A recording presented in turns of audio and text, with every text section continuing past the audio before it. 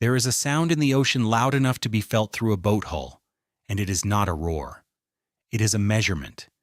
It comes from an animal hanging vertical in black water, silent, the length of a school bus, firing a pulse into the dark to find something it cannot see. People picture a big, slow, gentle whale. The anatomy says otherwise. A third of its body is a machine built for one purpose. And the strangest part is not the size of its brain. It is what that brain appears to have learned about us. Put a sperm whale brain on a table, then set a human brain beside it. One of them looks like a small wrinkled melon. The other looks like something that should not have fit inside a skull. Roughly 7 to 9 kilograms of dense folded tissue, the largest brain known from any animal alive today, or recovered from the fossil record. 5 or 6 times the mass of the organ currently reading this sentence for you, the conclusion writes itself. Biggest brain, smartest animal, case closed. That conclusion is wrong. And the way it falls apart is far more interesting than the number ever was. Start with the body it came out of. A large male sperm whale can push past 40 tons. Run that arithmetic and the brain stops looking impressive at all. In a human, brain tissue makes up somewhere near 2% of total body mass. In a big sperm whale, it is closer to 0.02%. Proportionally, you are hauling around a far more expensive head than the largest toothed predator on the planet. Biologists have a tool for exactly this problem. It takes body mass, predicts how big the brain of a typical mammal that size ought to be, and then measures how far the real animal deviates from that prediction. Humans come out far above the line. Dolphins come out high. Sperm whales come out somewhere around ordinary. And depending on which body mass estimate you use, sometimes below it. So by the standard ruler, the animal with the biggest brain on Earth is unremarkable. That should end the story. It doesn't, because the ruler itself has problems nobody has fully solved. Bigger bodies need more brain just to run the plumbing, more muscle to coordinate, more skin to monitor, longer nerves, more tissue to keep alive.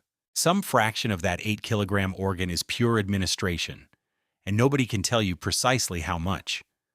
Scale an animal up far enough, and the equations that worked at dog size and human size start behaving unpredictably. A 40-ton mammal is sitting at the far edge of a curve that was mostly built from animals that fit in a room, which means the honest answer is not that sperm whales are averagely intelligent. It is that the measurement we reach for first was never designed for something this large, and it quietly breaks. So stop measuring the outside. Look at what the tissue is actually made of. Cut into a cetacean brain, and the first thing you notice is the folding. The cortex is crumpled into ridges and valleys more elaborate than yours, packing an enormous surface area into a limited volume. That looks like a headline until you measure the thickness. The cortical sheet in large whales is thinner than the human equivalent, and the neurons inside it are spaced further apart. More surface, less density. 2 facts pulling in opposite directions. Which one wins depends on the total count, and the total count keeps surprising people. When researchers went through the painstaking work of estimating neocortical neuron numbers in a large toothed whale closely related to the sperm whale, the figure came out above the human number, not slightly, substantially. That single result did not settle anything, because raw neuron count is not a score, and nobody pretends it is. What it did was remove the comfortable assumption that these brains are big but empty. There is another detail, and it needs careful handling. Cetacean brains contain a particular type of long, spindle-shaped neuron, once thought to exist only in humans and great apes. They are found in sperm whales. In primates, these cells sit in regions associated with rapid social judgment, and that association is exactly why they get quoted in headlines about whale empathy. Be careful here. Finding the same cell type in 2 lineages tells you both lineages evolved something similar under similar pressure. It does not tell you the cells are doing the same job, and it certainly does not prove what an animal feels. What it does prove is that a large social mammal in the ocean and a large social mammal on land converged on comparable hardware. Whatever those cells solve, both animals needed it solved. That is the pattern that keeps repeating with this species. Every piece of evidence is real, and every piece of evidence stops one step short of the thing you want it to say. Now the part that reframes everything before it.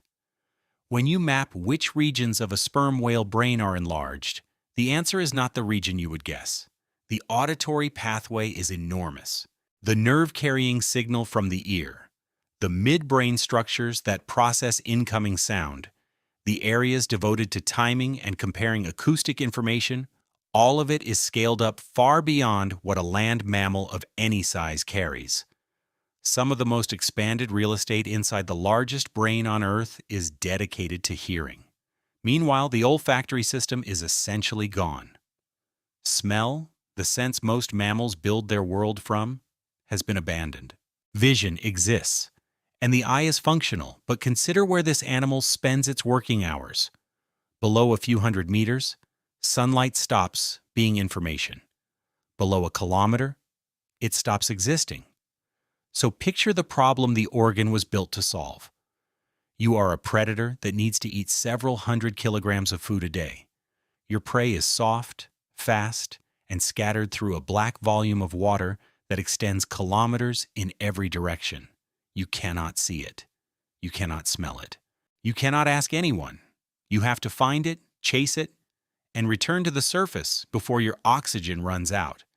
And every second spent searching in the wrong direction is oxygen you will not get back.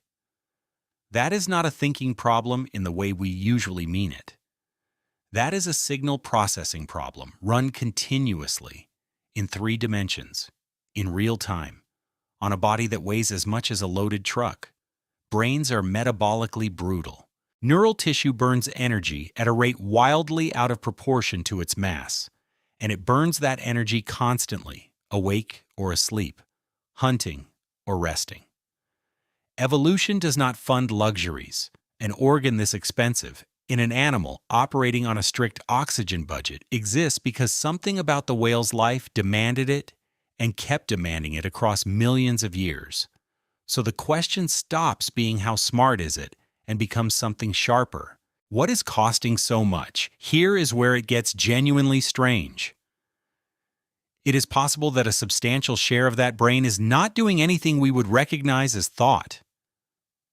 It might be doing acoustics, building a picture of the surrounding water out of returning echoes, tracking multiple moving targets, filtering its own transmissions from its neighbors' transmissions, holding a spatial model of a lightless environment that no human sense can access. That sounds like a downgrade. It isn't. It is worse than a downgrade, because it means we may be looking at a mind organized around a sense we barely have, solving problems we have no direct experience of, using a channel we can only record and stare at. And that possibility does not cancel the other one. The same brain also runs a social life that lasts decades, in stable groups, with communication patterns that vary between populations. Both things are happening inside the same skull. We simply cannot yet say where one ends and the other begins. Which leaves us with an uncomfortable summary. We know the hardware is there. We have weighed it, sectioned it, counted cells inside it, mapped which parts are swollen and which have withered. We know what it costs to run. We know the environment that shaped it. We do not know what it is running. And the next clue is not in the brain at all. The brain sits low and far back in that enormous head, tucked behind the skull's basin, occupying a surprisingly small share of the space available. Everything in front of it, and there is a lot in front of it, is something else entirely. Something whalers cut open thousands of times, sold by the barrel, and never understood. Strip the skin and blubber off a sperm whale's head, and you find something that does not look like an animal. It looks like equipment. Start with the outline everyone recognizes. That blunt, squared-off front end is the most identifiable silhouette in the ocean, and it can run to roughly a third of the whale's total length. In a big male, that is a structure the size of a small vehicle sitting in front of everything else. Now remember where the brain actually is. It is at the back, low, behind the skull's basin, tucked almost against the neck. So everything ahead of it, the entire face, the whole squared prow, the part we instinctively read as the animal's head, is not brain case. It is not skull. It is not fat in any ordinary sense. It is a sound system. For most of the time humans have interacted with this species, we opened that structure and had no idea what we were looking at. Whalers went in with knives, cut through the tissue, and found a reservoir of clear, waxy oil that stayed liquid inside the living animal and turned pale and solid in the cold air. They bailed it out by the bucket. It burned cleaner than anything else available, made superior candles, and later lubricated precision machinery. It was one of the most valuable industrial substances on the planet. They named it spermaceti because the milky liquid looked like something else entirely. The name stuck. It is still what we call the organ. So an entire global industry was built on harvesting an organ nobody could explain. They sold it, shipped it, burned it in lamps across 2 continents, and never once suspected they were emptying out an acoustic transmitter. To see what it does, follow the air. Sperm whales have a single blowhole, and it sits in the wrong place. Not centered, not at the back. Pushed forward and skewed to the left of the front of the head. That asymmetry runs all the way down. The skull itself is lopsided. The soft tissue passages are lopsided.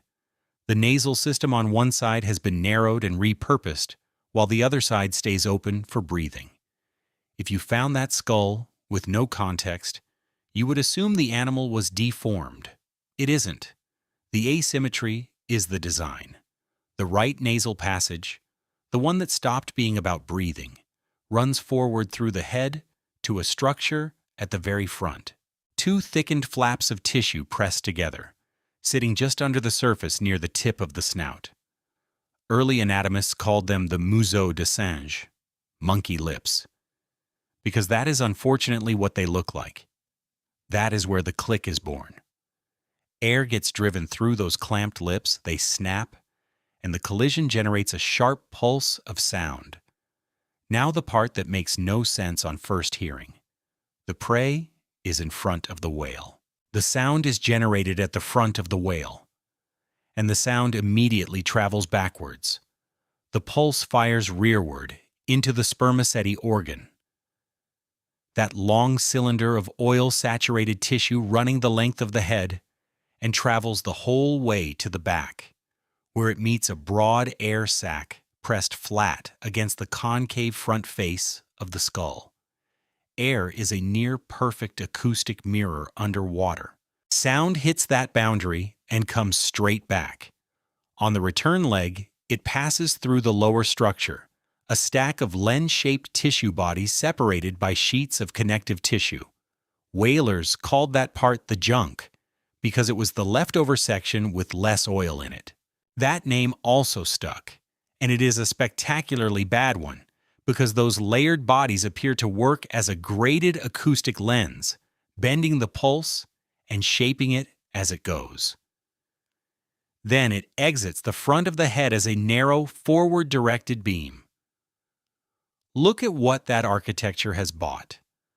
A pulse that could have escaped in all directions has been folded through the longest possible path inside the animal, bounced off a mirror, focused through a lens, and squeezed into a cone. Almost none of the energy is wasted sideways. It goes where the whale is pointing, which explains a body plan that otherwise makes no sense at all. Why carry a third of your length as a fluid-filled tube? Because the tube is the barrel. The animal is not a whale with an oversized head. It is a sound gun with a whale attached to the back of it. And here is the detail that turns this from anatomy into evidence. Sound does not escape cleanly on the first pass. Some of it reflects again, runs the circuit a second time, and exits slightly later. So a sperm whale click is not a single pulse. It is a pulse followed by fainter copies of itself, evenly spaced, like an echo trapped inside the animal's face. That spacing is not random. It is the round-trip travel time through the spermaceti organ. Longer gap between pulses. And because the organ scales with the animal, the gap between pulses tells you how long the whale is. Sit a hydrophone in open water. Record a click from an animal you have never seen, in water too dark and too deep to ever put eyes on, and you can estimate its body size from the internal structure of the sound alone. Think about what that means. Every click a sperm whale makes carries, accidentally, a stamp of its own dimensions. We can read that. It is essentially the only part of their acoustic output we can read with confidence. We know the size of the speaker and nothing about the speech. That is the shape of this entire subject in one detail. Now, the honest complications, because there are two and both matter. For a long time, a very elegant idea circulated about that oil. Spermaceti wax changes state near the temperatures a diving whale encounters. Cool it, and it thickens and gets denser. Warm it, and it thins. The proposal was that the whale could manipulate the temperature of that huge oil mass by controlling blood flow and by drawing cold water through the nasal passages, effectively adjusting its own buoyancy. Solidify the wax to sink, melt it to rise, and save enormous amounts of energy on the daily commute to depth. It is a beautiful hypothesis. It explained why the organ was so large and why it was full of that specific substance. It was taught for years. It has also aged badly. The thermal problem is severe. Heating and cooling a multi-ton mass of oil fast enough to matter repeatedly every dive is a considerable engineering demand, and the physiological machinery to do it on that time scale has not been convincingly demonstrated. Most researchers now treat sound production as the primary function. Some buoyancy effect may still come along for free, a side benefit rather than a purpose. That part is not fully closed. The second complication is more physical. That structure is enormous, dense, oil-filled, and sitting at the very front of a 40-ton animal. Some researchers have argued the internal architecture, those layered tissue bodies, the connective sheets, the way stress would distribute through them, could tolerate serious impact. The suggestion is that a head built to focus sound might also be capable of surviving a collision that would destroy an ordinary skull. That claim is contested. It is not established. But hold on to it, because it becomes relevant later in a way that involves wooden ships and a lot of dead men. Set that aside for now and stay with the sound. What we have is an animal that abandoned smell, that can barely use its eyes where it feeds, that carries the largest brain on Earth with an auditory system swollen out of all proportion, and in front of that brain, a purpose-built acoustic weapon occupying a third of its length, tuned by asymmetric bone and air mirrors and stacked lenses to throw energy in one direction. Evolution does not build that by accident. It builds it under pressure, over millions of years, because the animals that fired a tighter, stronger beam found food, and the ones that didn't starved. So the head explains the click. Everything about the structure says the same thing. Concentrate the energy, aim it forward, waste nothing. Which raises the obvious question, and it is not a rhetorical one.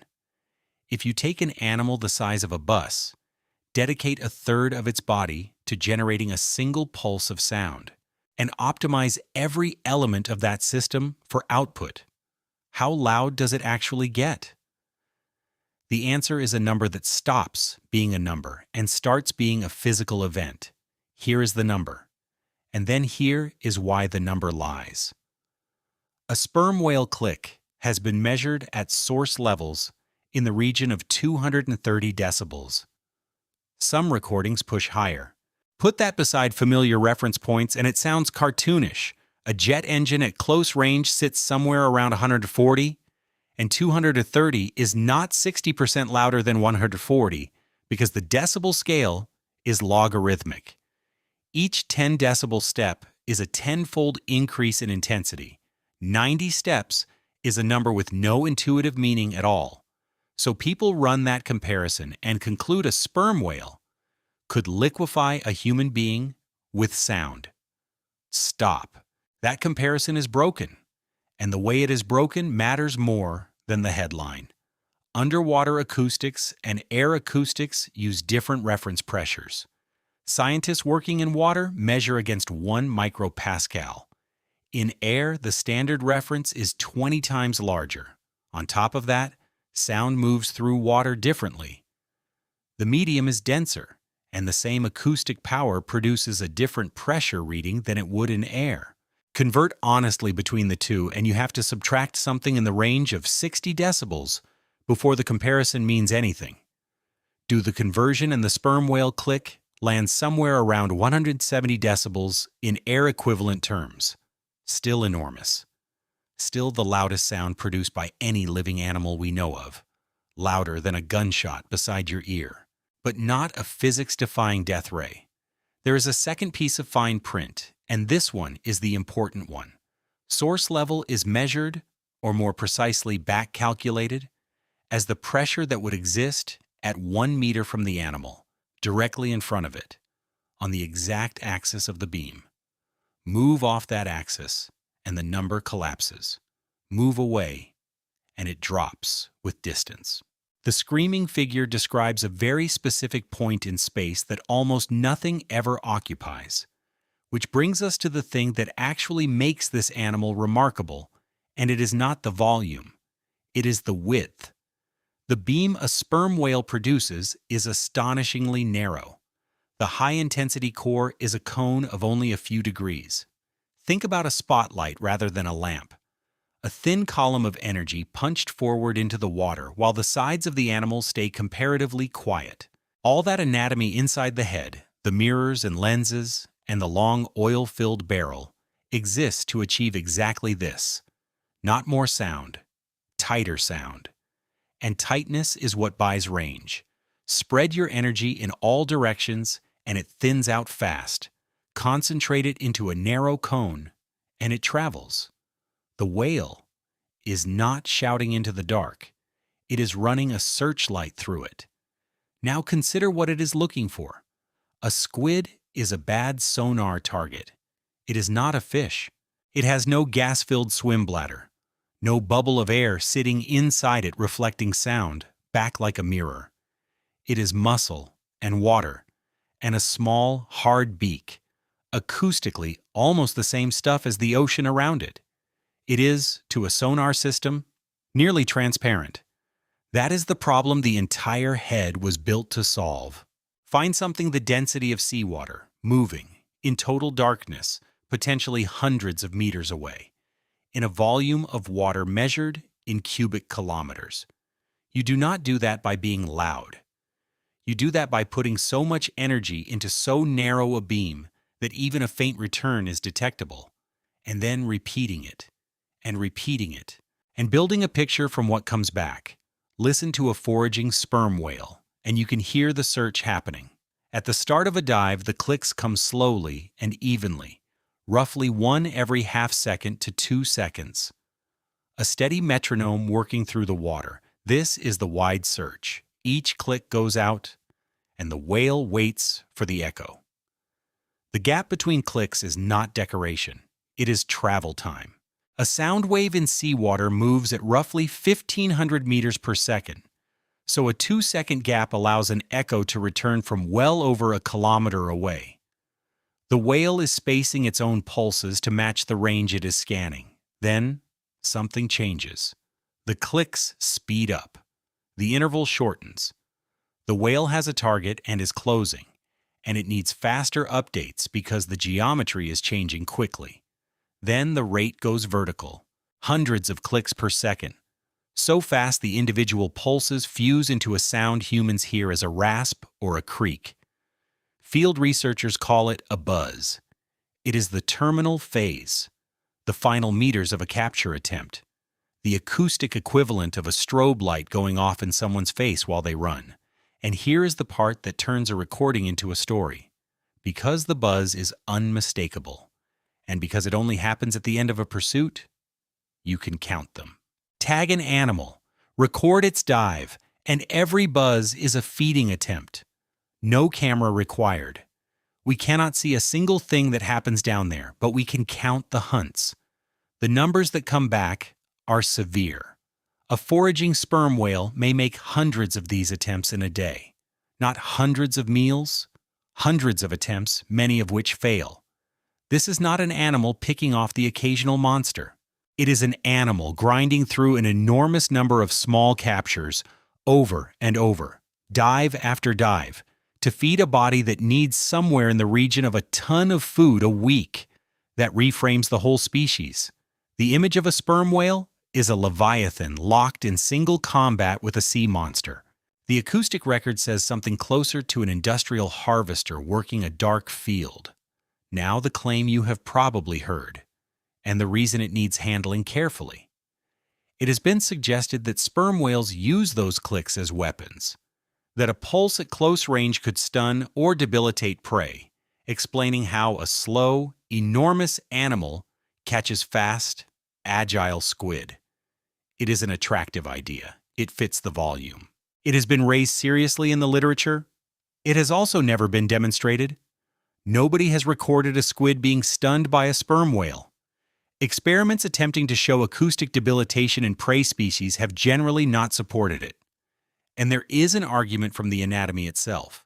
Squid lack gas-filled cavities, which are precisely the structures most vulnerable to acoustic damage. The thing that makes them hard to detect may also make them hard to injure with sound. So the honest position is that the debilitation hypothesis is unresolved and currently unsupported, which leaves an uncomfortable gap. If the clicks do not stun, then a 40-ton animal is somehow catching agile cephalopods in the dark by maneuver alone, and how it manages that is genuinely not settled. There is one more thing about the beam, and it is the detail that should sit with you. That narrow cone is directional in both directions. It tells the whale what is in front of it. It also tells everything else where the whale is. A click that powerful, that distinctive, propagates for kilometers. Other sperm whales can hear it, orcas can hear it, and in the 20th century so could a hydrophone on a naval array. For a while, before anyone matched the sound to the source, sperm whale clicks were an unexplained signal in ocean listening data. Sharp, mechanical, regular, the kind of thing that does not sound biological until you know it is, which is a strange inversion to sit with. The loudest animal on Earth spent decades broadcasting continuously into human listening systems, and we filed it as noise. So the head makes the click. The click is narrow, brutal, and precise, and it exists for one reason: to find food in a place where no other sense functions. But a searchlight is only useful if you can take it where the food is, and the food is not near the surface. The squid this animal depends on live deep, hundreds of meters down, often far beyond that, in cold black water under pressure that would crush a submarine hull built by the wrong engineer. Which means every single hunt begins with a decision to leave the air behind, drop into a place where the body has no business functioning, and stay there long enough to matter. The sonar was the easy part. Getting to the target is where the real problem starts. Watch a sperm whale start a dive, and the first thing that strikes you is how unhurried it is. The body arches. The flukes come up, streaming water, and hang there for a moment against the sky in the image every whaling print in history tried to capture. Then they slide under, and the animal is gone. No thrashing, no burst of speed. Just a controlled slide into black water at a walking pace, nose down, and it will not be seen again for the better part of an hour. That calm is doing a lot of work. Underneath it, the whale is shutting parts of itself down. Start with the thing people get wrong first. A deep-diving mammal is not an animal with enormous lungs. The intuition says fill up, take as much air as possible, hold it. That is exactly backwards, and the reason is pressure. Air is compressible. Water is not. Every 10 meters of depth adds roughly one more atmosphere of pressure. So at 100 meters, a lungful of air is squeezed to about a tenth of its surface volume. At 1,000 meters, it is a fraction of that. A large volume of gas inside a body descending through the water column is not a resource. It is a liability. It gets compressed, it forces gases into the bloodstream at high pressure, and on the way back up, it comes out of solution. That is decompression sickness, and it kills. So sperm whales do not dive full. They exhale substantially before going down, and the lungs they take with them collapse under pressure by design. The chest wall is flexible. The airways are reinforced with cartilage that holds them open while the delicate gas exchange surfaces at the ends fold flat. Air gets pushed out of the tissue where it could dissolve into blood and up into rigid passages where it cannot. The animal deliberately empties its most obvious oxygen store before entering the environment where it needs oxygen most, which means the oxygen has to be somewhere else. It is in the blood and in the muscle. Sperm whales carry a very high blood volume for their size, packed with red cells.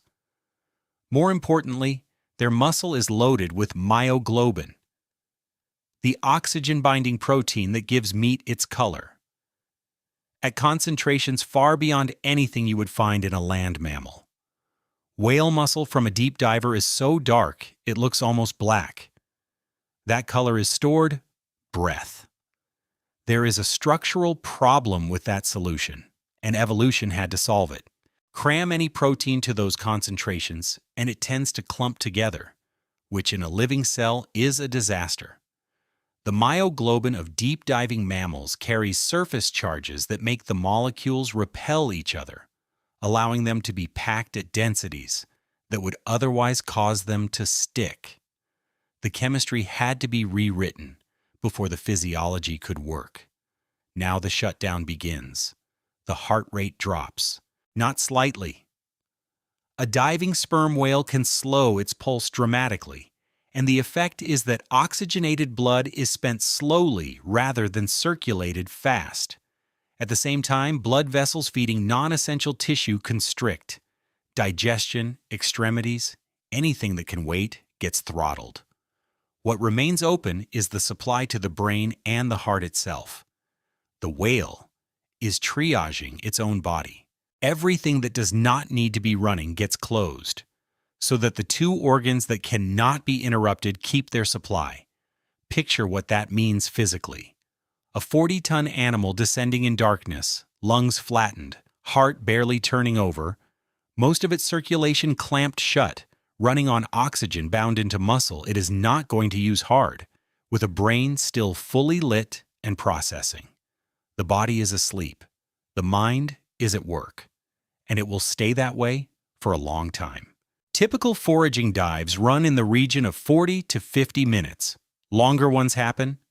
The depths reached routinely put these animals hundreds of meters down, commonly beyond 400, frequently past a kilometer. There is evidence. From tagged animals, from where they feed, and from what turns up in their stomachs, that they go deeper still, though the extreme end of the range is harder to pin down than the popular numbers suggest. At those depths, the environment stops resembling anything a mammal should tolerate. There is no light, not dim light, none. Below roughly 1,000 meters, sunlight has been absorbed entirely. The only photons are the ones organisms make themselves. Temperature has fallen to a few degrees above freezing. Pressure at a kilometer is around 100 atmospheres, pressing on every square centimeter of the animal from all sides. The whale's body does not resist that. That is the trick. Resistance is what fails. Solids and liquids barely compress, so a body made mostly of water and tissue simply equalizes. What matters is having no rigid air-filled spaces left to crush. The whale survives pressure by having nothing left inside it that pressure can act on. So the physiology holds. And that is where the actual problem starts. Because everything I have just described, the collapsed lungs, the slowed heart, the loaded muscle, the closed circulation, buys one thing and one thing only: time. A finite, non-negotiable, ticking allowance of it. The whale cannot extend it. It cannot breathe down there. It cannot decide halfway through that it needs more. The moment the flukes go up at the surface, a clock starts, and part of that allowance is already spent on the commute. Descending a kilometer and climbing back takes a substantial slice of the total. What is left over is the only working time the animal has. This is the part that reframes the whole species. So slow down here. The threat in the deep is not drowning. A sperm whale is superbly built against drowning. The threat is spending your oxygen in the wrong place. Search the wrong volume of water, and you surface with nothing. Do that repeatedly, and a body needing something on the order of a ton of food a week starts running a deficit it cannot recover from.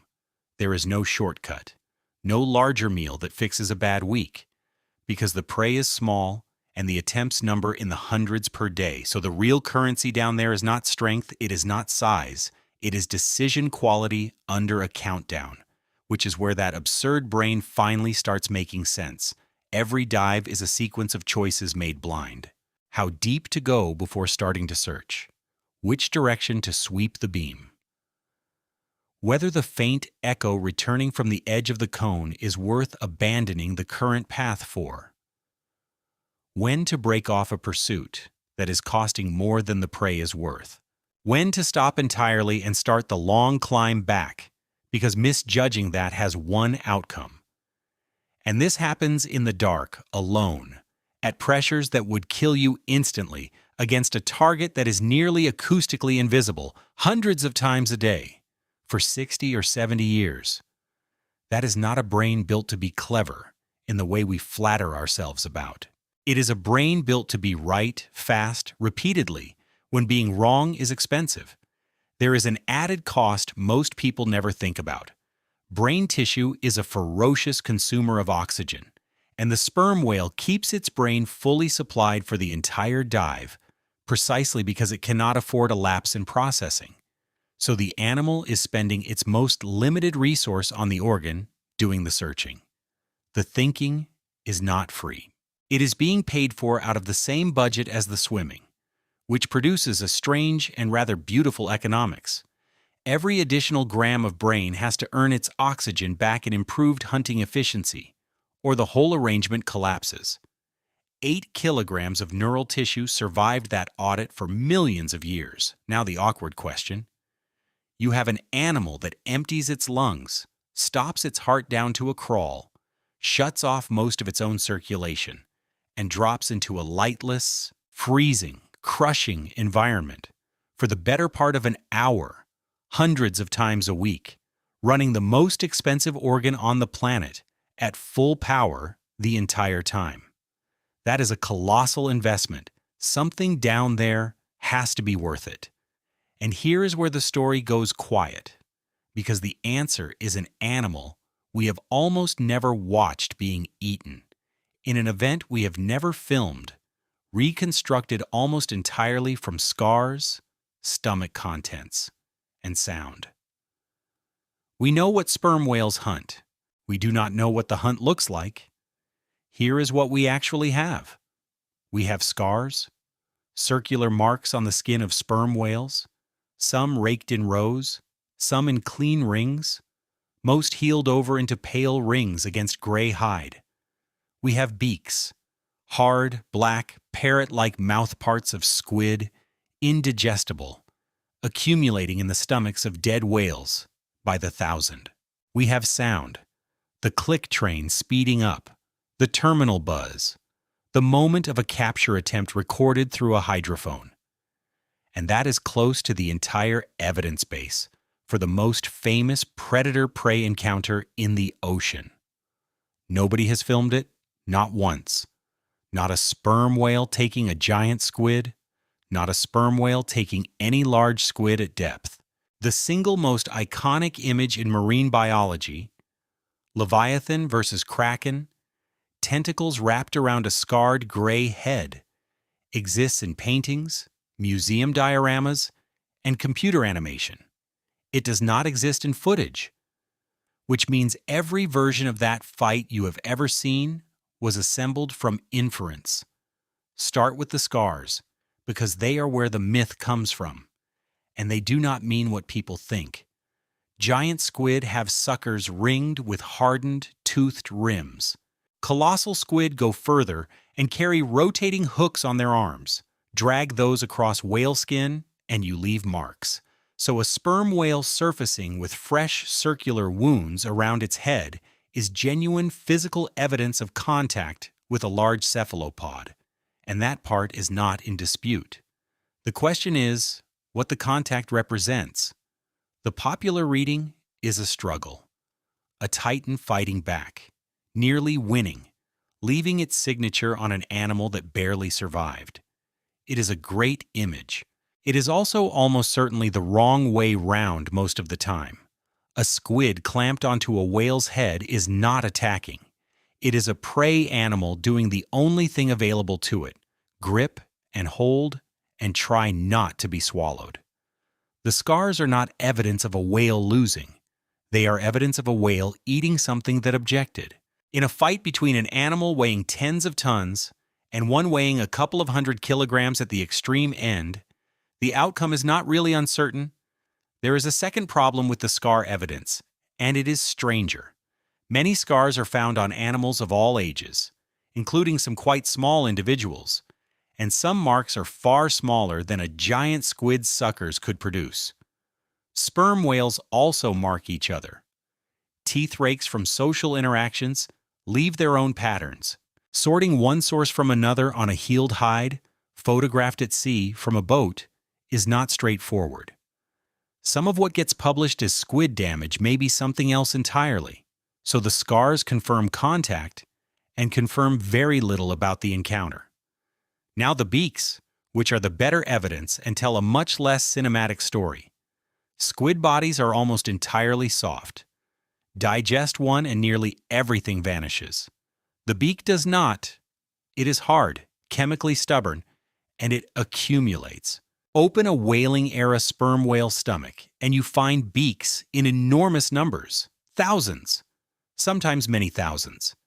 Beaks are also diagnostic. Shape and size vary between species, and they scale with body size, so a beak tells you roughly what the squid was and roughly how big. And the picture that emerges from those piles is not what the diorama promised. The overwhelming majority of what sperm whales eat is squid substantially smaller than a whale. Not truck-sized monsters, animals typically in the range of a few kilograms, sometimes far less, with the larger species appearing as a minority of the diet. The staple is medium and small cephalopods taken in enormous numbers, dive after dive, hundreds of attempts a day. Giant squid do turn up. So do colossal squid. In whales feeding in southern waters, they are real prey. They are not the meal, which quietly demolishes the entire monster versus monster framing. The sperm whale is not a specialist in epic combat. It is a high-volume harvester that occasionally encounters something big enough to fight back, and that occasional encounter got mistaken for the animal's whole biology. The routine version is stranger than the legendary one, because it has to work several hundred times a day, in the dark, on a fixed oxygen budget, against prey that barely reflects sound. So how does it actually catch them? This is where the confidence drains out of everything. Think about the mismatch. A sperm whale is enormous and not especially agile. Squid are fast, jet-propelled, and capable of sharp evasive turns. A large animal chasing a small maneuverable one in open three-dimensional space should generally lose, and lose expensively. Several explanations have been offered, and none is settled. One is that the whale does not chase much at all. The prey may be relatively slow-moving, neutrally buoyant deep-water species, drifting rather than fleeing, and the whale simply arrives and takes them. Many deep squid are not built like the fast surface species people imagine. Energy is scarce down there, and violent swimming is expensive for them too. The hunt might be closer to grazing than pursuit. Another is suction. Sperm whales have a hyoid apparatus and throat structure consistent with rapid expansion of the mouth cavity, which would let them pull prey in with a pressure drop rather than lunging and snapping. Suction feeding is common in toothed whales. It would suit a predator that cannot afford wasted motion. That idea produces an awkward follow-on question about the teeth, which we will come back to later, because it turns out to be more of a problem than it looks. A third proposal is the acoustic one from earlier, that a close-range click could disorient or debilitate prey, attractive, unsupported, still open. There is even a suggestion, floated seriously and never confirmed, that the pale mouth lining might function as a lure in the dark. Some deep-sea predators do exactly that. Whether sperm whales do is unknown. Notice what has happened. We have detailed anatomy, precise acoustic recordings, exact stomach contents, and a solid count of feeding attempts per day, and we still cannot describe the moment of capture. The buzz is the closest we get. Listen to one and it is genuinely unnerving. The steady search clicks accelerate, the interval collapses, the pulses run together into a hard, rasping creak that lasts a couple of seconds, then stops. Something happened. Something was there, and the whale committed to it. And then either it worked or it didn't. We can count those. We cannot see inside them.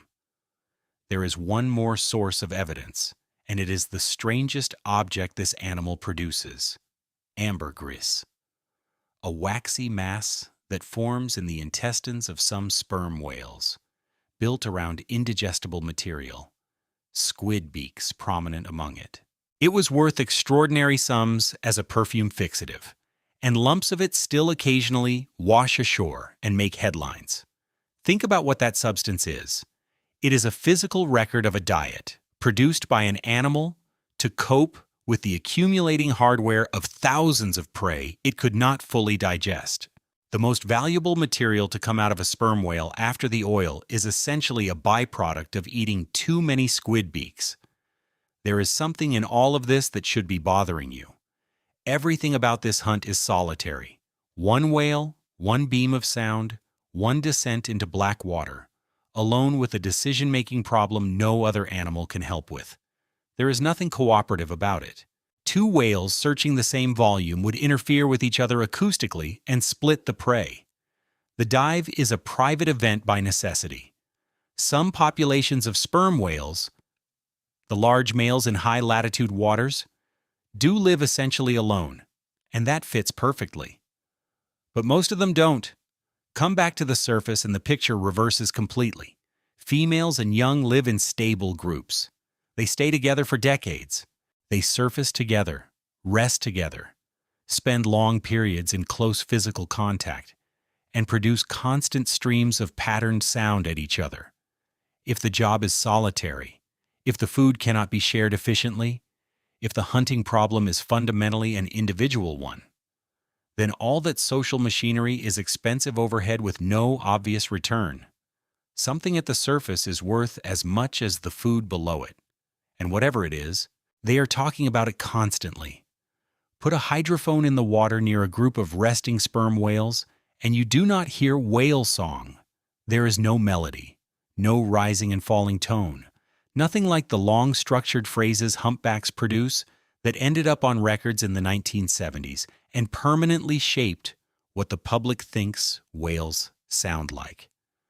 What you hear instead is a series of sharp taps, dry, mechanical, precise, 3 or 4 or 8 clicks in a short burst, then a pause, then an answer from somewhere else in the water, the same pattern or a different one, laid down with unsettling exactness. It sounds less like singing and more like something transmitting. These are codas, and they are the reason this species cannot be filed away as a very large animal with a very large brain.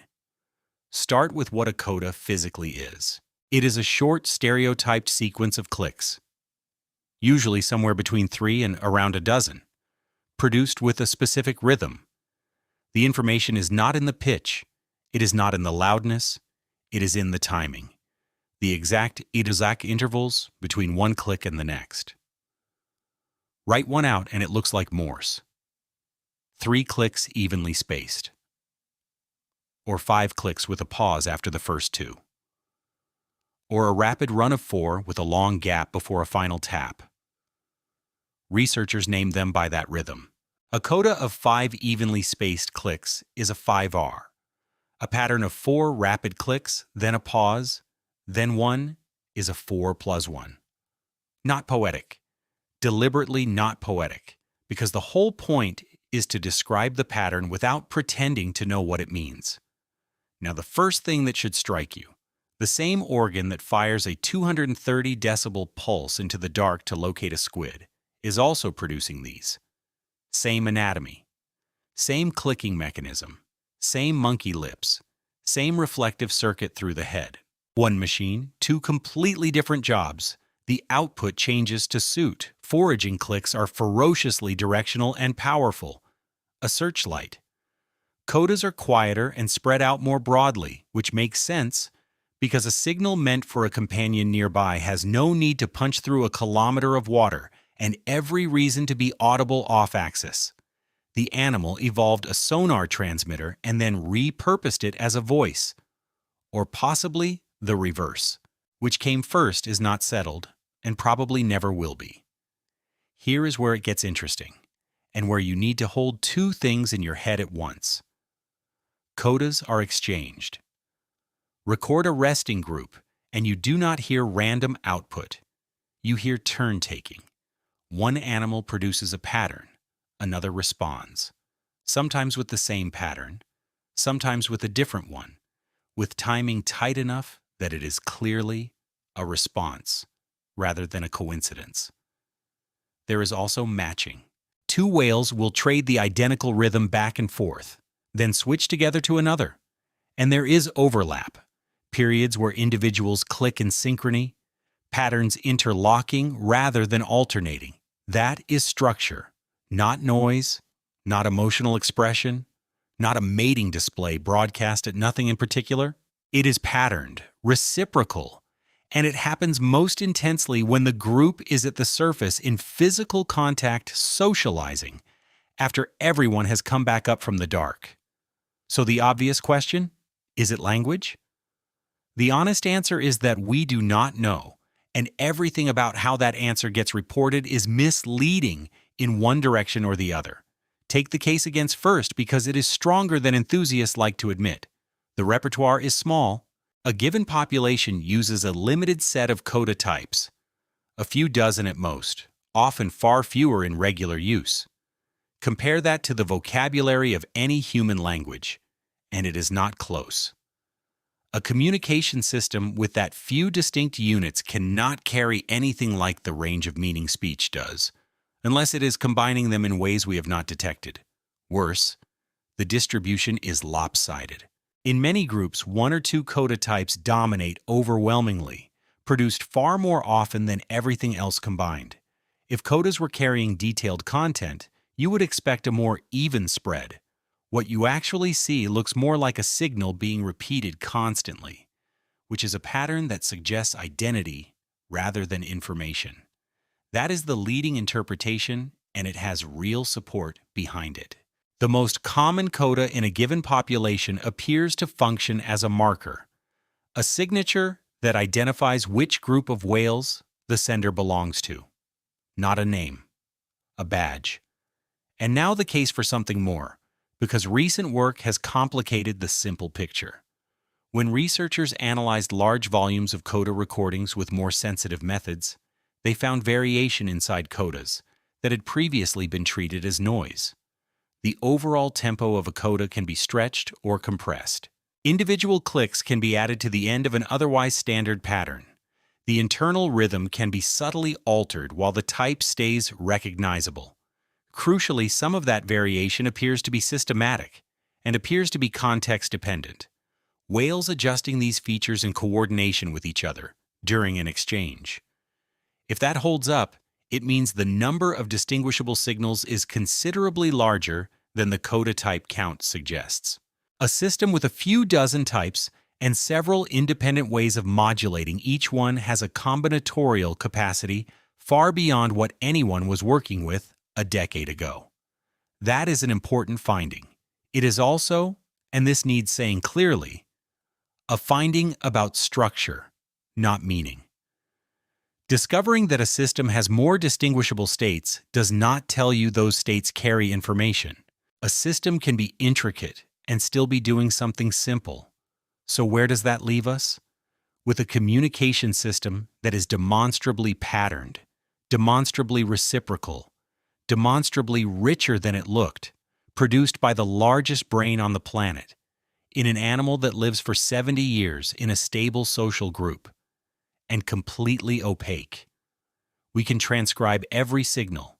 We can count them, classify them, time them to the millisecond, plot them, and compare them across oceans.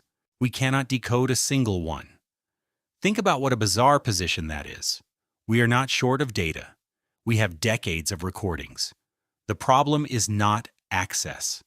The problem is that decoding an unknown signal requires correlating it with something you can observe. Every human decipherment in history worked because there was a bridge, a known language, a parallel text, a context that constrained the possibilities. With sperm whales, the correlate is almost entirely missing. They produce their most complex exchanges at the surface, and the events those exchanges might refer to happen a kilometer down, in the dark, where no observation is possible.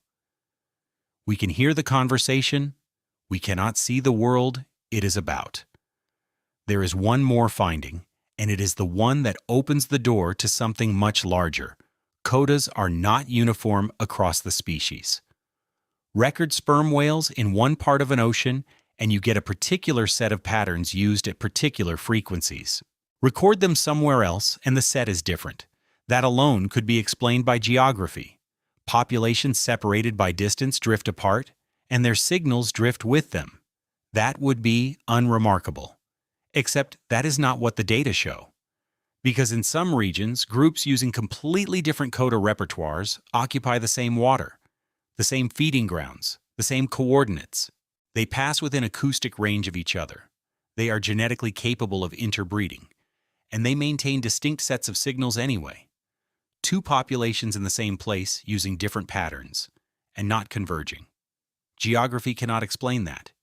Genetics struggles to explain it, which leaves an explanation that was, for a long time, considered slightly outrageous when applied to a non-human animal, and which turns out to be the only one that fits. Draw a map of the eastern tropical Pacific. Mark the feeding grounds where female sperm whales gather. Now try to draw the borders between the groups that live there. You can't. There aren't any. No trenches separating them. No temperature barriers. No current systems. No land masses. The water is continuous. The animals are mobile. And a sperm whale can cross 1,000 kilometers of open ocean without difficulty. And yet the population is divided. Sharply, persistently, and in a way that has nothing to do with geography. Groups of females and young in that region belong to distinct clusters, each with its own coda repertoire, its own dialect. Not slight regional accents, different sets of patterns, used at different rates. Recognizably distinct when you plot them. Researchers call these clusters clans. Here is the part that makes it strange. Clans overlap in space. Two clans can be feeding in the same water on the same day, close enough to hear each other clearly. They do not merge. They do not swap dialects.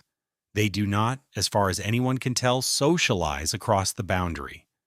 Think about how unusual that is. Two populations of the same species, in the same place, with no physical barrier between them, maintaining separate identities purely through behavior. Take the obvious explanations off the table one at a time, because this is where the reasoning gets tight. First, Genetics? Are clans just family lineages? And the dialect a heritable trait? Genetic work shows clans are not cleanly separated in the way that would require. There is genetic structure associated with social units, as you would expect in a matrilineal species, but the clan-level dialect differences do not map onto a clean genetic split. Whales from different maternal lineages can share a clan repertoire. The dialect is not riding on the genes. Second, environment. Are the differences a response to local conditions? Difficult when the clans are in the same conditions. Same water, same depth, same prey field, same season. Environment cannot produce a difference between two groups experiencing the same environment. Third, chance drift. Could the repertoires simply have diverged randomly and stayed apart? Random drift does not usually hold a boundary for decades among animals in constant acoustic contact. Signals in contact tend to converge. Something is actively keeping these apart, which leaves social transmission. Calves learn coda patterns from the animals around them, mother, grandmother, the females of the unit, and they keep those patterns for life. The dialect is not inherited biologically. It is learned, and it is learned from a specific set of individuals, and it persists across generations. That is culture. Not culture in a loose, generous, we are all connected sense. Culture in the technical definition biologists use. Behavior transmitted through social learning, varying between groups, persisting over time. And it has been documented in an animal in open ocean at a scale that dwarfs anything comparable. Now push the scale because the numbers are the part that unsettles people. These clans are not small. A single clan can contain thousands of individuals, spread across an enormous stretch of ocean, in some cases thousands of kilometers. A whale in one part of the range and a whale far away can belong to the same cultural group, sharing the same coda repertoire, without either ever having met the other. That is a cultural identity spanning an ocean basin, maintained without writing, without central authority, without any of the mechanisms humans invented to hold large groups together. In an animal, we spent 2 centuries rendering into lamp oil. And it matters. That is the crucial follow-on. Clan membership is not decorative. Clans differ in behavior beyond the sound. Different clans have been found to move differently, some ranging widely, others staying closer to particular areas. They dive differently. They form groups of different sizes. And, in work that followed clans through years of changing ocean conditions, they differ in foraging success, with the ranking between clans shifting as conditions shifted. Read that again.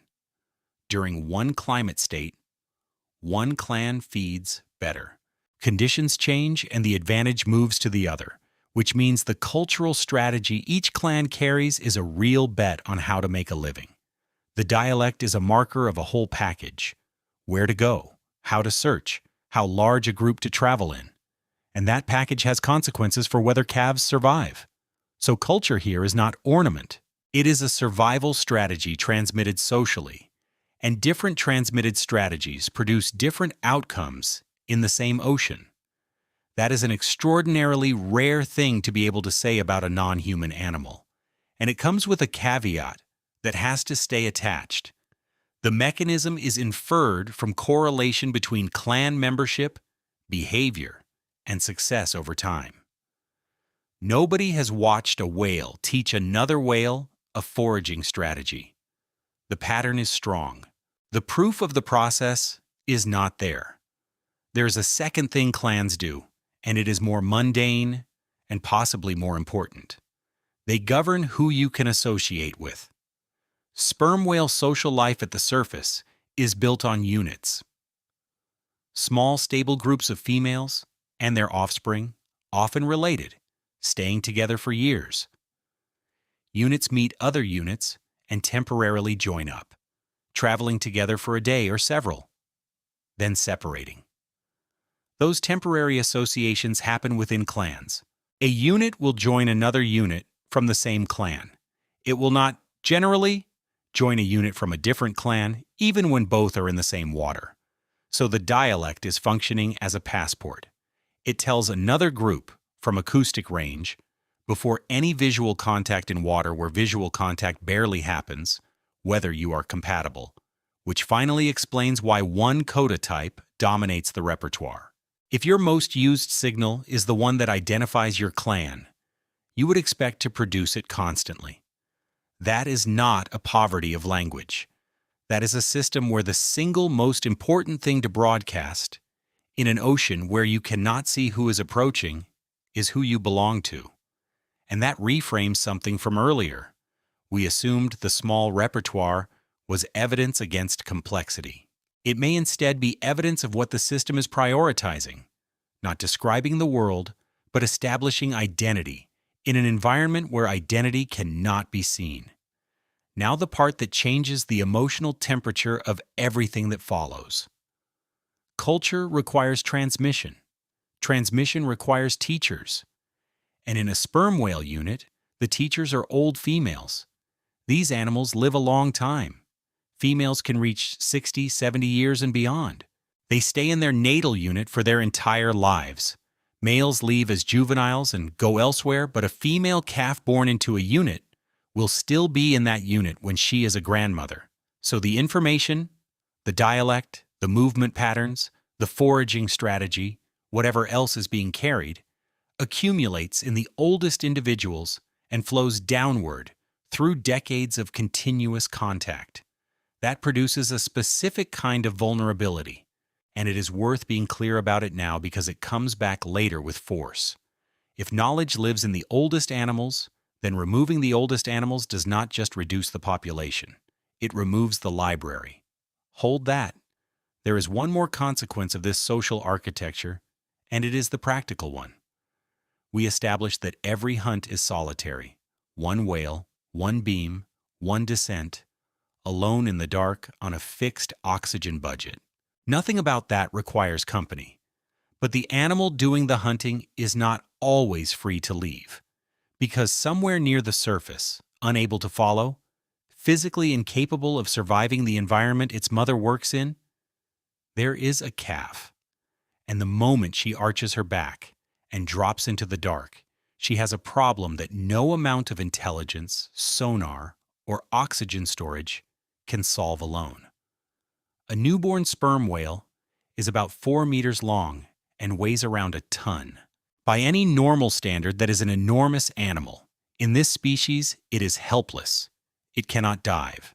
Not properly, not deep, not for long. The physiology from earlier, the collapsed lungs, the myoglobin-saturated muscle, the throttled circulation, the slowed heart, is not fully developed at birth. It takes years to build. A calf's oxygen stores are smaller relative to its needs. Its diving reflex is immature, and its tolerance for cold in water a few degrees above freezing is poor. So the calf stays near the surface. It has no choice. And its mother's food is a kilometer below it. Sit with that mismatch, because it is one of the hardest problems any mammal has to solve. She has to eat close to a ton of food a week. Every feeding trip means leaving the surface for 40 to 50 minutes, sometimes longer, and going somewhere her offspring physically cannot survive. Every dive is an abandonment, and the surface is not safe. A lone calf in open ocean, unable to dive, unable to flee downward, is exactly the target a pod of orcas is built to take.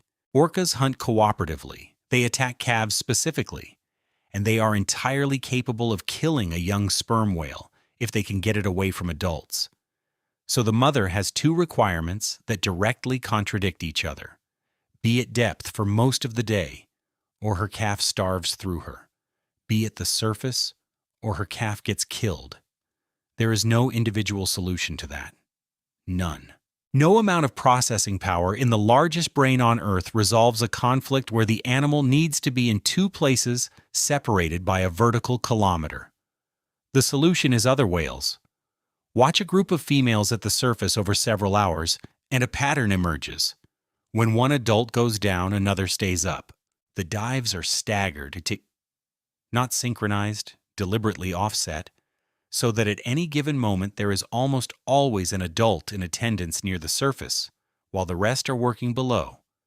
The calf is never left alone. Not because one animal is guarding it, but because the group has spread the coverage across its members. Researchers call this alloparental care, parenting behavior directed at offspring that are not your own. In sperm whales, it is described as babysitting, and while the word is undignified, the mechanism it describes is a piece of real social engineering. Now the part that pushes it further. Some of these attendant adults have been observed nursing calves that are not theirs. Allosuckling. The evidence for it comes from observations of calves suckling from multiple females and from associated behavioral work. And it is not universal, and it is not fully quantified. But it appears to be real. Consider what that costs. Milk is expensive. Sperm whale milk is rich, and producing it comes directly out of the energy the female fought for in the dark. Handing that to another animal's offspring is not a small favor. That behavior makes sense in a system where the females in a unit are often related and have been together for decades. The genetic accounting works, and the reciprocity works, and the outcome is that a calf's survival is not dependent on a single individual, which brings us to the physical detail people find most striking when they see it. The calf cannot follow its mother down, but it can meet her partway. Young sperm whales have been observed descending some distance and waiting, and the returning adult rises to them. There are observations of calves nuzzling and making contact with returning adults, and of adults rolling to present themselves. Picture it from below. A calf hanging in blue water at the limit of what its body can manage, looking down into black. And then a shape resolving out of the dark, coming up. Now strip the sentiment out, because this is a logistic system and it should be read as one. Every element of sperm whale social structure that looks affectionate is solving a hard physical constraint. The stable multi-decade groups exist because reliable childcare requires partners you can trust across years. The matrilineal structure exists because relatedness makes the energy transfer sustainable. The constant coda exchange at the surface exists because coordination requires signaling in an environment where you cannot see each other. The staggered diving exists because the alternative is a dead calf or a starving mother.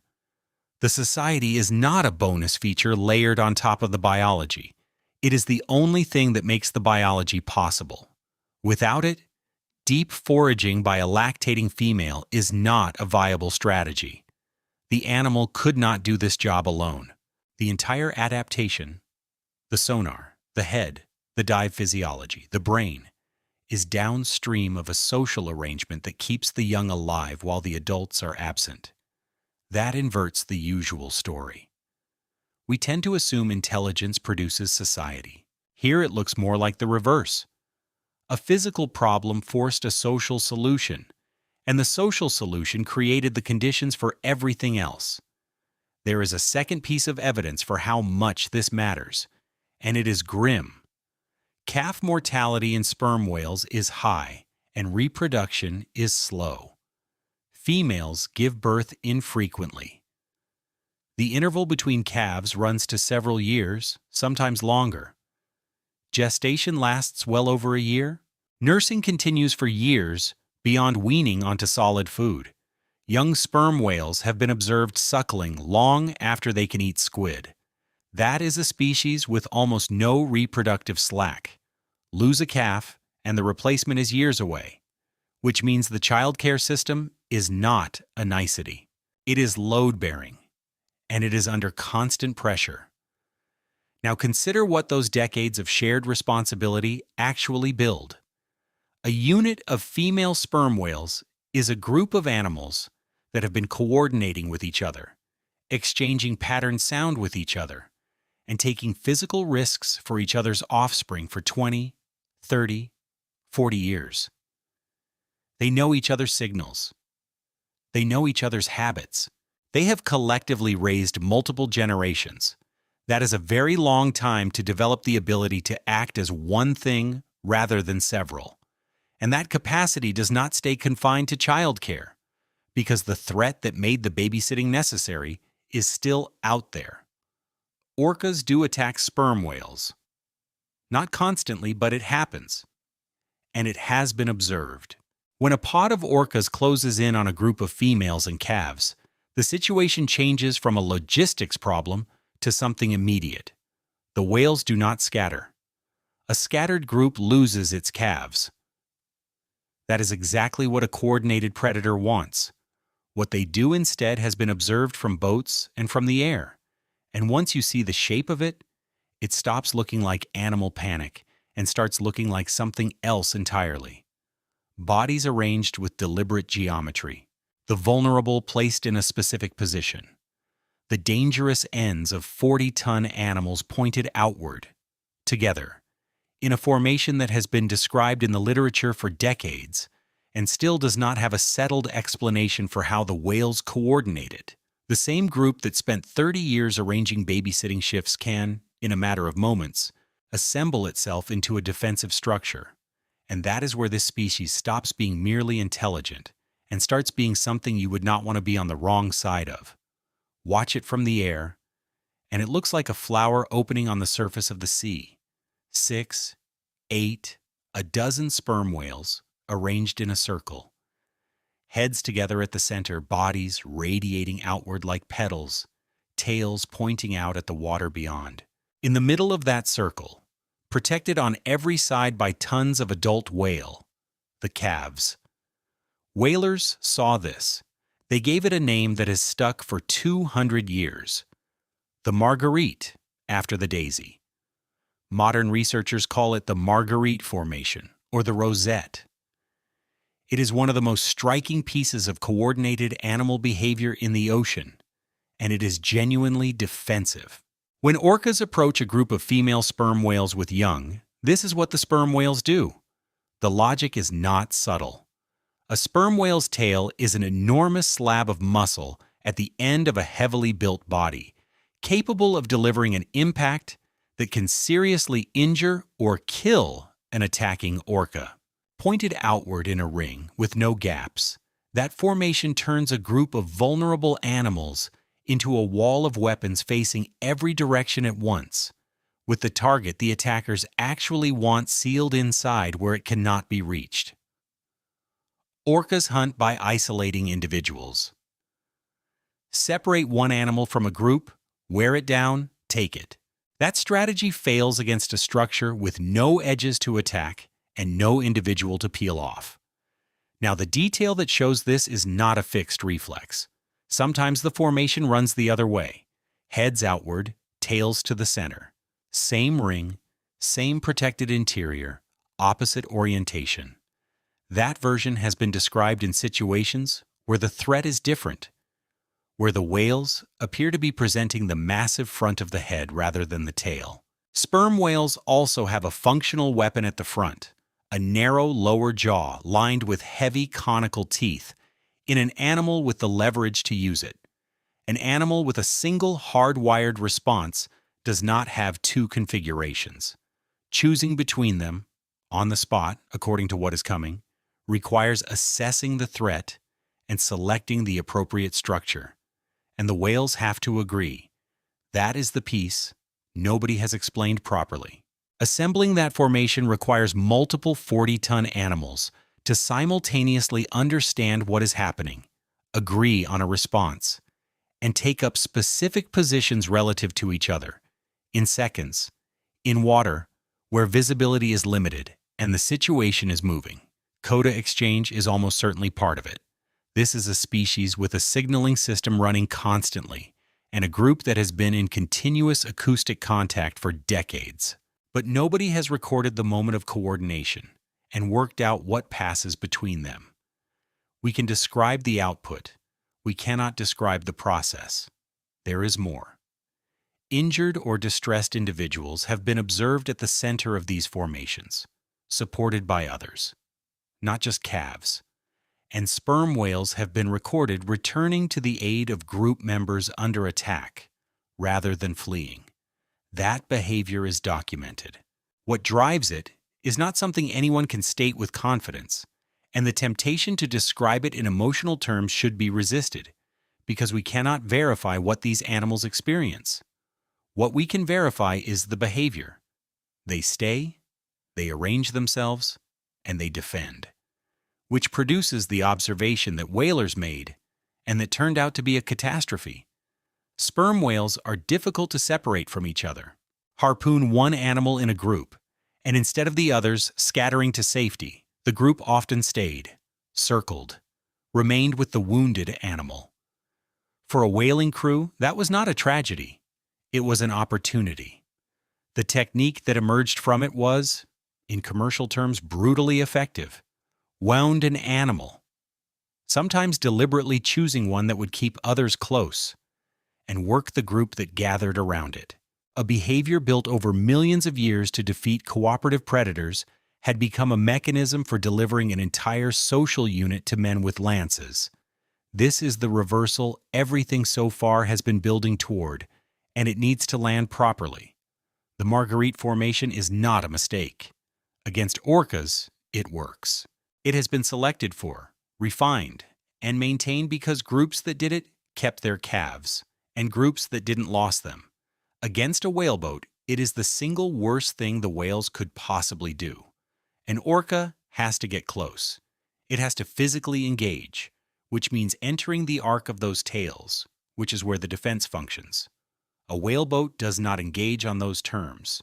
Men in a small boat with hand-thrown harpoons attached to lines can strike from outside the formation's reach, and the ring of bodies that would shred an orca offers nothing at all against a projectile. Worse, the formation makes the group stationary and concentrated. It gathers the animals into one place and holds them there. The defense became a delivery system. That is what a mismatched adaptation looks like. Not stupidity, not failure, but a solution perfectly calibrated to the wrong problem. The whales were not behaving irrationally. They were behaving correctly, according to rules validated over an immense span of time against every predator that had ever come at them.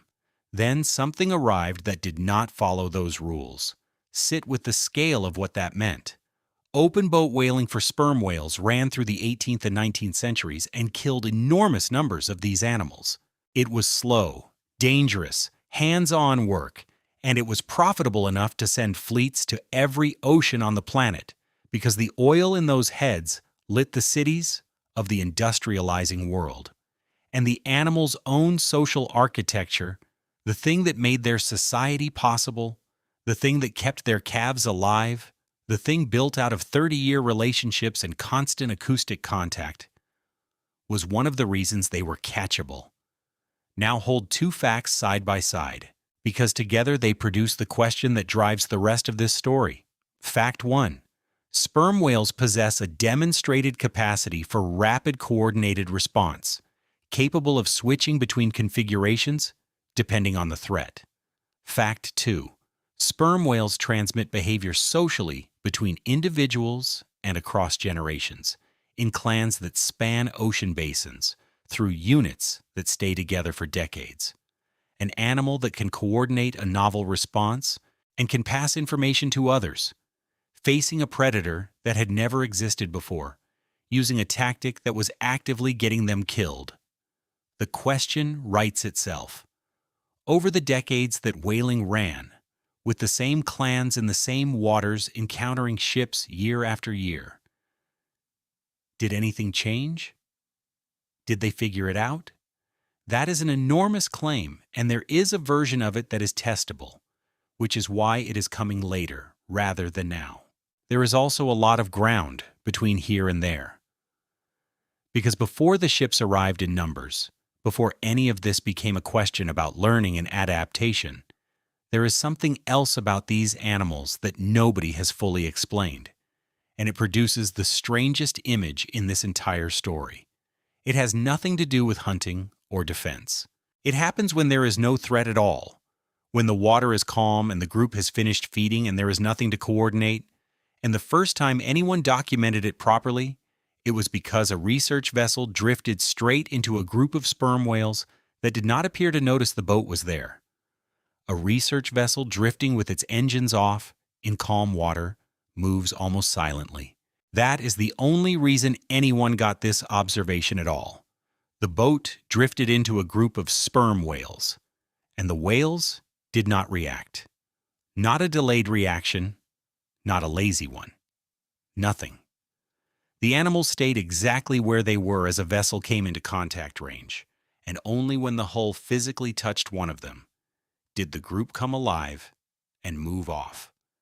An animal with the most sensitive acoustic apparatus in the ocean, in a species that has been hunted by boats for 2 centuries, failed to notice a boat until it was touching one. Something had been switched off. Now the image, because the posture is the part that stays with people. The whales were vertical, not lying at the surface the way whales are usually drawn, not swimming slowly, not drifting horizontally. They were hanging head up in the water column, motionless, bodies suspended like columns, spaced out through the upper water in a loose group. Photographs of this exist, and they are genuinely disorienting. A dozen enormous animals standing on end, downed in blue water, absolutely still, arranged like pillars in a flooded hall. That is sperm whale rest, and almost everything about it breaks the rules for how cetaceans are supposed to sleep. Start with the standard picture, because the standard picture is what makes this so odd. Whales and dolphins are conscious breathers. Breathing is not automatic for them the way it is for you. It is a deliberate act, which means falling fully unconscious in water is potentially lethal. The known solution across many cetacean species is to sleep one hemisphere at a time. Half the brain shuts down, half stays awake, one eye stays open. The animal keeps swimming and keeps surfacing. Then the halves swap. It is elegant. It means the animal is never entirely offline. Dolphins do it. Several other species do it. Sperm whales appear to be doing something else. The evidence from tagged animals and from behavioral observation points toward periods of rest that look bilateral, both hemispheres quiet at once, with the animal essentially shut down. The vertical posture, the total immobility, the failure to respond to an approaching vessel, all of it is consistent with an animal that is genuinely, fully asleep. That has to be stated with care. Nobody has run an EEG on a free-swimming sperm whale. What we have is behavior, movement data from tags, and observations of unresponsiveness. Whether both hemispheres are truly offline simultaneously has not been directly measured, and it remains an open question.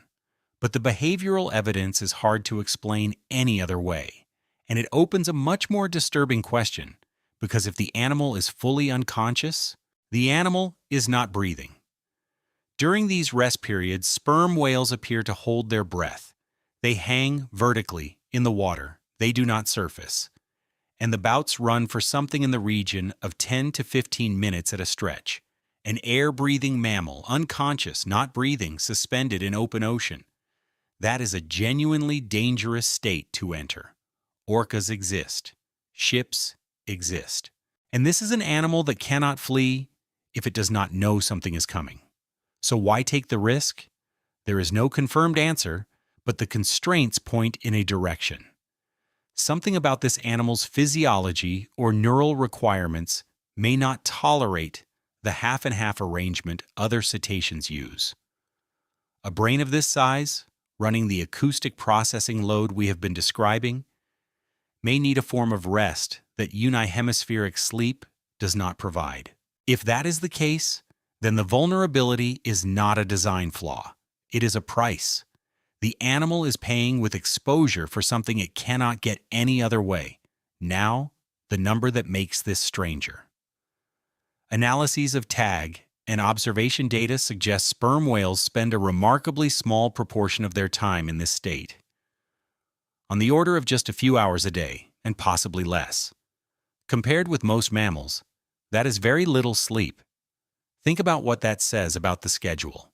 This is an animal spending the overwhelming majority of its life either at depth hunting or at the surface recovering and socializing, with only short windows given over to complete shutdown. The work never really stops. The oxygen budget, the search problem, the calf that has to be covered, the group that has to be coordinated, all of it runs almost continuously through a 70-year life, punctuated by brief periods of hanging vertical in the dark, with everything switched off. There is one more feature, and it is the eeriest. The whales do this together. The vertical resting animals are not scattered individuals. They cluster, hanging in loose formation, sometimes drifting slowly in the same direction with the current. Synchronized shutdown. That may be defensive by numbers. It may be a byproduct of a group that does everything together. Nobody knows. But the picture it produces is the most alien thing in this entire story. A group of the largest-brained animals on the planet, suspended upright in the ocean, silent, unbreathing, unresponsive, all offline at the same time. No clicks, no codas. The loudest animal on Earth, completely quiet. And here is where that image collides with history, because a sperm whale in that state cannot hear anything coming. It cannot assess a threat, cannot coordinate a formation, cannot dive. It is, for those minutes, entirely available. Whalers understood the value of surprise. A whaleboat approached under oars, quietly, to avoid alerting the animal. And a group of whales at rest was the ideal target. The gap between an animal that can detect a ship at a kilometer and an animal that cannot detect one at arm's length was the gap the entire industry operated in. Which sets up the question this whole thing has been circling. We have established what these animals are. A brain built for a lightless world. A head engineered into an acoustic weapon. A dive that shuts down the body and runs on a clock. A social system holding together across decades and ocean basins, transmitting behavior between generations. A coordinated defensive doctrine, switchable, executed in seconds, and periods where all of it goes quiet and the animal is defenseless. Now put a wooden ship in that ocean, not a boat. The ship, 300 tons of oak, sails up, with a crew whose entire purpose was to find these animals and kill them, and who did so for decades. Through most of that history, the outcome was one-sided. Ships hunted whales. Whales died. Occasionally, a whaleboat got smashed by a tail, men were killed, and the crew went back to work. Occasionally. But there is one incident from the winter of 1820 in the middle of the Pacific that does not fit that pattern at all. It is not a legend and it is not a novel. It is documented in the accounts of men who survived it and wrote it down afterward. And what they described was not a whale defending itself. It was a whale that came back. The whale ship Essex left Nantucket in August 1819. She was old, roughly 27 meters long, around 240 tons, crewed by about 20 men, and she was going to the Pacific because the Atlantic grounds had been worked out. In November 1820, somewhere in open ocean thousands of kilometers west of South America, she was destroyed by a sperm whale. That is not a story. That is a documented event recorded by survivors, and it ended in one of the worst episodes in the history of seafaring. Here is what the accounts describe. The ship's boats had been lowered and were away pursuing whales in the ordinary work of the trade. A whale was sighted near the ship itself. A large male, and the accounts describe it as unusually large, though 19th century size estimates for men in a crisis are not measurements and should not be treated as such. The whale approached the ship and struck it, head-on, into the bow. The impact was severe enough to stagger the vessel and open her hull. Men were knocked off their feet. Water started coming in. Then, the whale did the thing that separates this from every other whale versus boat incident on record. It moved off, some distance ahead of the ship, turned, and came back. The accounts describe it running at the vessel a second time, closing at speed from ahead and driving its head into the bow again. The second strike finished her. The Essex filled and went over. The crew got into the whaleboats with what they could salvage. What happened next is the part that made the story permanent. 3 small open boats, thousands of kilometers from land, with inadequate water and provisions. They chose, for reasons involving fear of islands they believed were inhabited by cannibals, to sail for South America rather than the far closer islands to the west, a decision that put them months at sea. Men died. The survivors ate them. Eventually, they drew lots to decide who would be killed next so the others could live. A cabin boy lost. He was shot by his own cousin. 8 men out of 20 came home. That is the historical record. Now the question the whole event forces, and the reason it belongs in a story about intelligence. Was that an attack? Be careful here, because this is exactly the kind of moment where a documentary reaches for the dramatic reading and calls it settled. It is not settled. It cannot be, because the only witnesses were terrified men whose lives had just been destroyed, and because intent is not something you can extract from a 200-year-old account. Take the alternatives seriously. Possibility 1. It was accidental. A large whale, moving fast, collides with a ship. Ships and whales do collide. That explains the first strike and explains nothing about the second. Possibility 2. It was a defensive response. The ship's boats were actively hunting whales in the immediate area. A male in that vicinity, hearing the commotion, might have responded to the largest object present as a threat. Possibility 3. It was aggression, directed at the ship specifically. The behavior described, disengage, reposition, turn, return, is the part that resists an accidental explanation. A collision is one event. 2 impacts separated by a deliberate withdrawal and a turn is a sequence. And sequences imply something being carried between the parts. But the honest position is that we cannot verify intent from survivor testimony, and we never will. What we can assess is whether the physical event was possible. And here the anatomy from earlier comes back with unpleasant force. Remember what is at the front of a sperm whale. 1/3 of the body length occupied by the spermaceti organ and the junk. A mass of oil-saturated tissue and layered acoustic lenses, dense, and in a large male weighing several tons on its own. It is not bone. It is not a fused ramming skull, like a battering fish. There has been serious argument that this structure could nonetheless survive a high-energy impact. The proposal focuses on the junk, the lower layered section, and on the connective tissue partitions running through it, suggesting that the architecture could distribute and absorb the forces of a collision in a way that protects the skull behind it. That work has been contested. Other researchers have argued the case is not made, that the tissue properties do not support it, and that the structure evolved for sound and only for sound. So the ramming capability question is genuinely open. What is not open is the physics of mass and speed. A large sperm whale is tens of tons. Move that at even a moderate swimming speed, and the kinetic energy involved is enormous. Far more than sufficient to breach the planking of an early 19th century wooden hull. You do not need a specialized ramming organ to sink a ship. You need mass, speed, and a target that was never built to take that impact.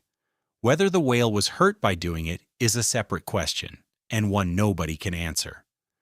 Now, the detail that most people get wrong. The Essex was not unique. It is the most famous case, but a second American whale ship, the Anne Alexander, was sunk by a sperm whale in 1851, an animal that had already been struck by the ship's boats, and that then attacked the ship itself. Other vessels reported serious damage from whales. That matters because a single incident is an anomaly, and a category of incidents is a behavior. it does not prove the whales were making a decision in any sense we would recognize. It does establish that sperm whales, under some circumstances, will direct force at a vessel rather than fleeing it. And there is a pattern in those circumstances that is hard to ignore. The animals involved were generally in the middle of an active hunt, with boats in the water and harpooned whales nearby, which reframes the Essex completely. It is not the story of a monster deciding to sink a ship. It is the story of a hunting operation in progress, an animal in the vicinity of it, and a response that put a 240-ton vessel on the bottom. There is one more layer, and it belongs to a novelist.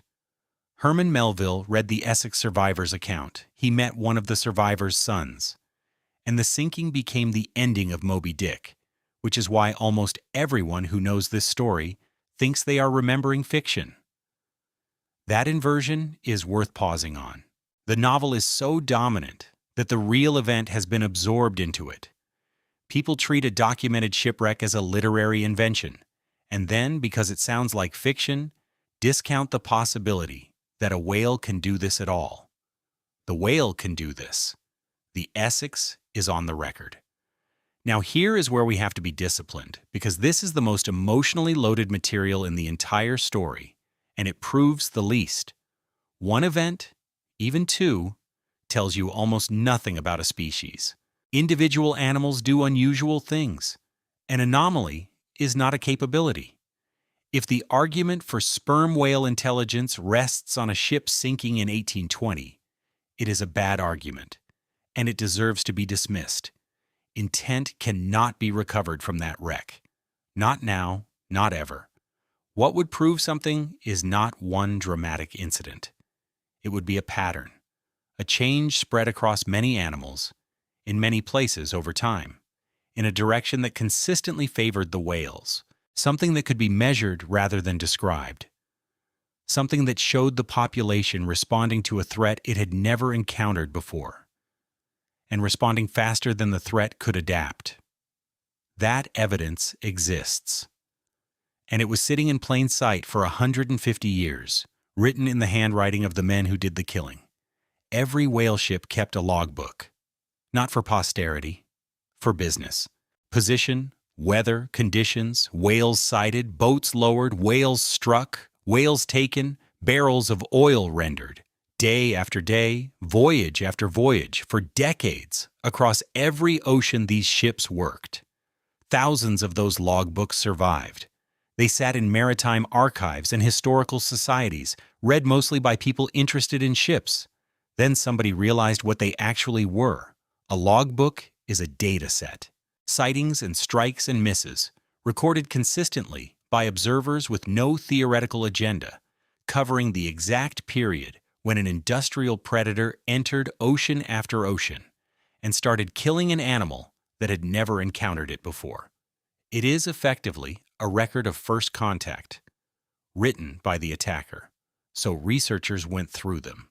Specifically, they went through logs from the early years of the Pacific sperm whale fishery, looking at the rate at which strikes succeeded when ships arrived in a region where the whales had not been hunted before. The result is the single strongest piece of evidence in this entire story. The strike rate collapsed. Within roughly the first few years of ships working a new area, the proportion of encounters that ended with a whale successfully struck fell by something on the order of half. That is not a gentle decline.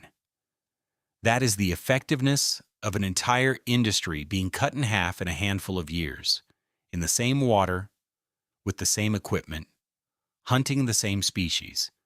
Now work through the explanations, because the conclusion is only as good as the alternatives you can rule out. First, and most obvious, were there simply fewer whales? Depletion is the intuitive answer, and it is wrong for this particular measure. The figure being tracked is not how many whales were caught. It is the success rate per encounter. Of the whales the crews got close enough to attempt, what fraction did they hit? Removing whales from the population reduces how many you meet. It does not make the ones you do meet harder to strike. Second, were the crews getting worse? The opposite. Crews accumulated experience, technology improved gradually over the period, and there is no mechanism by which whaling skill would degrade by half in a few years. Third, were the easy whales taken first, leaving a harder remainder? This is the strongest objection, and it is a real one.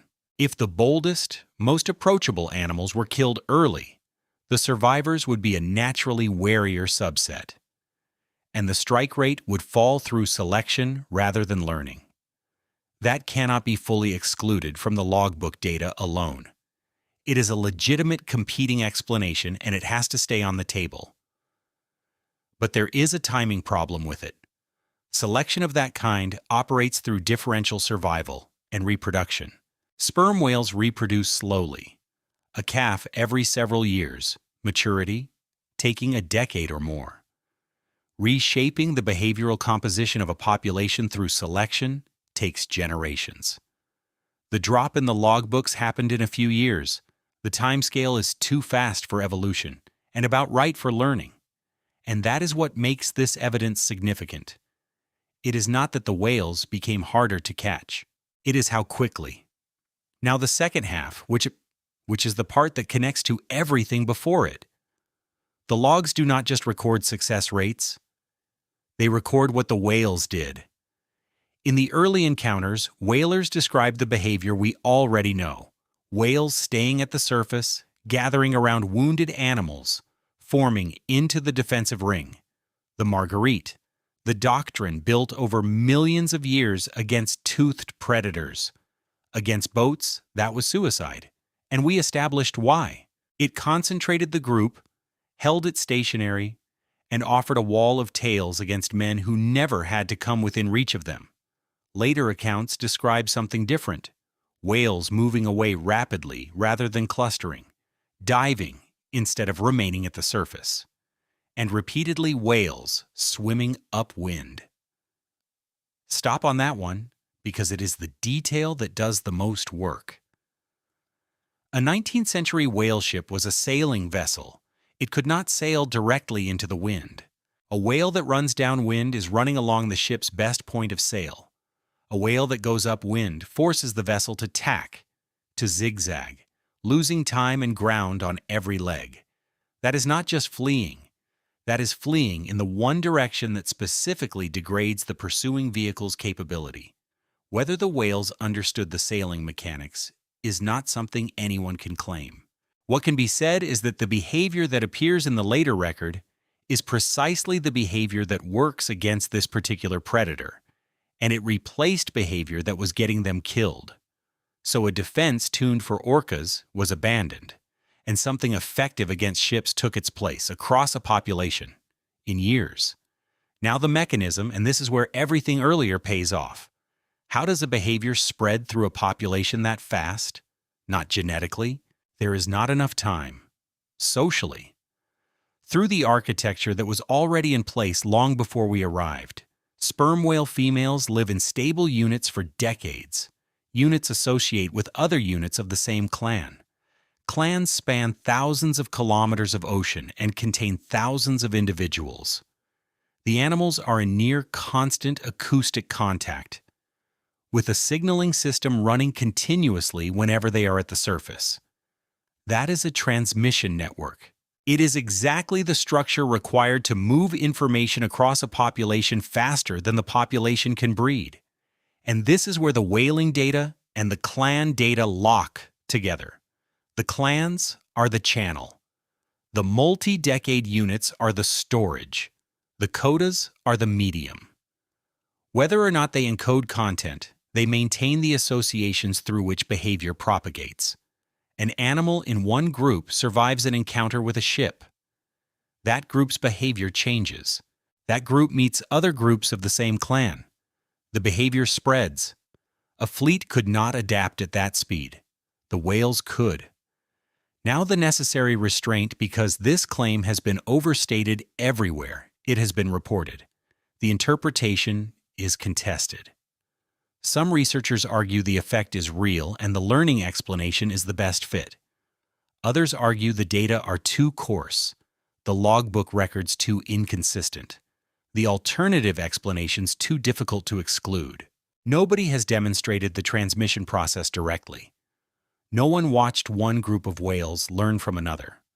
What we have is a pattern in historical records, a plausible mechanism grounded in documented social structure, and a timescale that fits learning better than it fits selection. That is not proof. It is a strong, honest, unresolved argument. And even at that level, sit with what it implies. We arrived in their ocean in the 1700s with a new kind of predator, one they had no evolutionary preparation for. We killed them in enormous numbers for a century and more. And somewhere in the middle of that, according to our own commercial records, the animals appear to have worked out what we were and changed how they responded, not individually, but across populations, through a social system we did not know existed and would not describe for another 200 years. They were reading us while we were rendering them. The men writing those logbooks noticed the whales were getting harder to catch. They complained about it. They had no framework for understanding why. We found out by going back and reading our own handwriting, and that does not stay comfortably in the past. If they could learn that, then they are learning now. The predator changed. The ocean changed. And whatever information moves through those clans is still moving. We know it is still moving because there are behaviors appearing in living sperm whale populations today that nobody taught them and that make no sense unless something is being passed around. And there are individual animals alive right now whose existence should not be possible at all.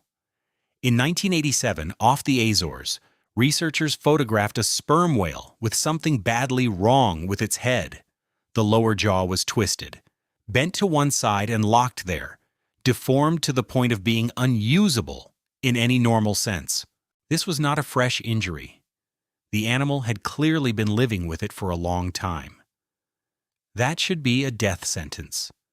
A toothed predator with a broken jaw cannot feed, and an animal that cannot feed dies quickly. This one hadn't. It was swimming with a group, and its body condition did not look like an animal on the way out. That case is not isolated. Sperm whales with severely deformed or damaged jaws have been documented on multiple occasions in different oceans over decades. Twisted mandibles, jaws bent at extreme angles, individuals missing substantial portions of the lower jaw entirely, and a striking number of them were not emaciated. So how does a predator with a wrecked jaw stay fed? Two explanations have been offered, and both of them are more unsettling than the problem they solve. The first is the one that gets the headlines. The suggestion that these animals were being supported by their group, that other whales were somehow helping them feed, or that a social unit can carry a disabled member through years of an existence that should have killed them. It is an extraordinary claim, and the evidence for it is thin. Nobody has observed a sperm whale feeding another adult sperm whale. Nobody has observed food sharing in this species. The inference runs entirely backwards, from a healthy animal that should not be healthy to an unwitnessed mechanism. There is one observation that is often attached to it, and it should be handled with care. In 2011, researchers working in the Azores documented a group of sperm whales that had accepted a bottlenose dolphin with a severe spinal deformity into their company. The dolphin traveled with them, interacted with them, and was tolerated over a period of days. It was widely reported as evidence of whale compassion. It might be. It might also be that a deformed dolphin sought out a group that was simply indifferent to its presence, and the whales did not care enough to drive it off. Those two readings are behaviorally identical from a boat. We cannot see the difference, and pretending we can is exactly the kind of overreach that damages the credibility of everything else in this story. So the social support explanation is unproven and probably unprovable with current methods, which makes the second explanation more interesting because it does not require charity at all. It requires that we have fundamentally misunderstood how sperm whales eat. Look at the jaw again. Not a damaged one, a normal one. A sperm whale's lower jaw is a long, narrow, almost stick-like structure, strikingly slender compared to the enormous head above it. The teeth are heavy conical pegs, up to 20-odd pairs, and they sit only in the lower jaw. The upper jaw has sockets for them and, generally, no functional teeth of its own. That is a bizarre arrangement for a predator. And it gets stranger. Sperm whale teeth do not fully erupt until the animal is well into adulthood. Juveniles hunt successfully with teeth that have barely broken through the gum. Some adults have severely worn or infected teeth and remain in good condition. And the prey, soft-bodied squid, mostly modest in size, does not obviously require heavy conical teeth to process at all. Put those facts together, and a genuinely awkward question emerges. What are the teeth actually for? One serious proposal is that they are not primarily feeding equipment. They may function mainly in male-male competition. The scarring on large males is consistent with tooth rakes from other males, with feeding accomplished a different way. That different way is suction. Sperm whales have the anatomical features associated with suction feeding in other toothed whales: a throat capable of rapid expansion, a hyoid structure suited to pulling the tongue back sharply, and a mouth that can generate a strong inward pressure drop. Open fast, drop the pressure, and prey gets pulled in with the water. If that is the primary feeding mode, the jaw stops being a set of jaws and becomes a valve. Something that opens to let water in, not something that grabs. And an animal with a twisted jaw that can still open its mouth is not disabled at all. Look at where that leaves us. The heartwarming explanation, the pod carrying its wounded, is unsupported. The alternative is that the most famous toothed predator in the ocean may barely use its teeth or its jaw for feeding, and that we have been wrong about the basic mechanics of how it eats. That is the stranger answer, and it is the one with anatomical support behind it. Neither is settled. Suction feeding in sperm whales is inferred from anatomy and from comparison with other species. Nobody has filmed a capture at depth, for all the reasons established earlier. The deformed jaw survivors remain genuinely unexplained. What we can say is that both available explanations require rewriting something we thought we knew. Now bring this into the present, because these animals are not history. There is a behavior spreading through living sperm whale populations right now. And it is the clearest modern evidence that information moves through this species. Around parts of the Southern Ocean and elsewhere, long-line fishing vessels set kilometers of baited line and haul it back with fish attached. Sperm whales have learned to take those fish off the lines. The behavior is called depredation, and the details are what matter. The whales appear to recognize the specific acoustic signature of a vessel hauling gear, the sound of the winch, the engine pattern that means fish are coming up, and to converge on it. Animals have been observed arriving at boats that have started hauling from outside visual range.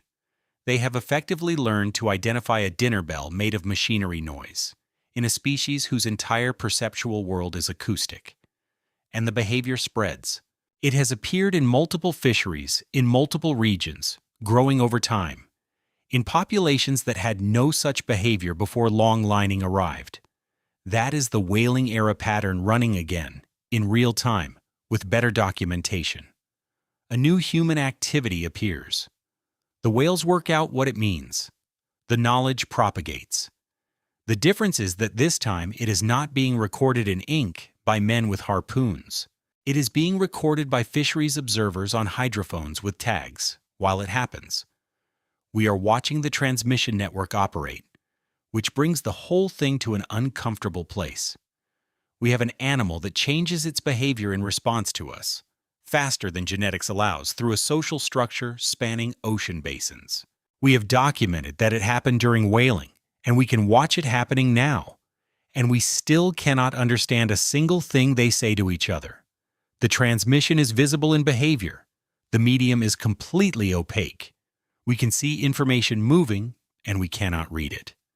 That gap is where the last of this story lives.